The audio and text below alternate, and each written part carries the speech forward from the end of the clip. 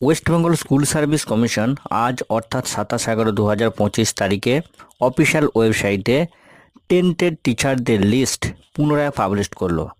এই লিস্ট কিন্তু আগেও WBSSC অফিসিয়াল ওয়েবসাইটে পাবলিশ হয়েছিল। তাই আগেকার লিস্ট এবং এখনকার লিস্টের মধ্যে ডিফারেন্স কোথায় সেটাই আমি এই ভিডিওর মধ্যে সংক্ষেপে বলবো।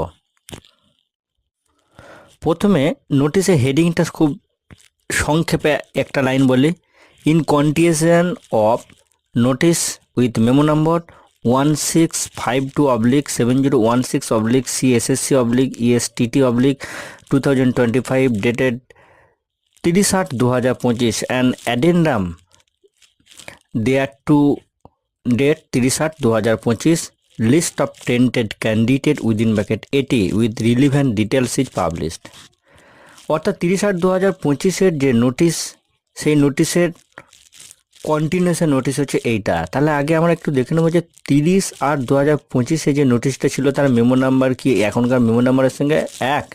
হ্যাঁ, 30/8/2025 যে নোটিশের মেমো নাম্বার এবং আজকে যে নোটিশ পাবলিশ হয়েছে সেই দুটো নোটিশের মেমো নাম্বারে কিন্তু সেম। তাহলে ডিফারেন্সটা কোথায়? না, তথ্যের একটু ডিফারেন্স।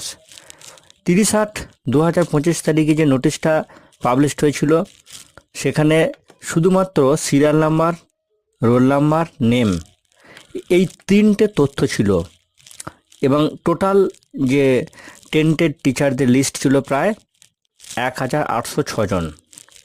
আজকে WBSSC যে লিস্টটা পাবলিশ করলো সেখানেও কিন্তু টোটাল টেন্টেড টিচারদের সংখ্যা রয়েছে 1806 জন, কিন্তু লিস্টের তথ্যের একটু ডিটেলস রয়েছে। আজ WBSSC যে লিস্ট পাবলিশ করলো সেখানেও কিন্তু serial number, roll number, name, subject, parent name, date of birth এই তথ্যগুলো কিন্তু রয়েছে। টোটাল টেন্টেড ক্যান্ডিডেট 1806 জন। কিন্তু এই লিস্ট নিয়েও কিন্তু দুটি বিতর্কের বিষয় দেখা দিয়েছে, যেটা সংবাদ মাধ্যমের প্রকাশিত হয়েছে এবং সেই প্রকাশিত তথ্য অনুসারে আমি বলছি টেন্টেড টিচারদের স্কুলের নাম এবং ক্যাটাগরি এই লিস্টের মধ্যে কিন্তু উল্লেখ নেই। তো ফ্রেন্ডস, আপনাদের যদি কোনো মতামত থাকে অবশ্যই জানাবেন কমেন্ট সেকশনে। আর এইরকমই তথ্যের আপডেট পেতে সর্বদা এই চ্যানেলটির সঙ্গে থাকুন। ধন্যবাদ।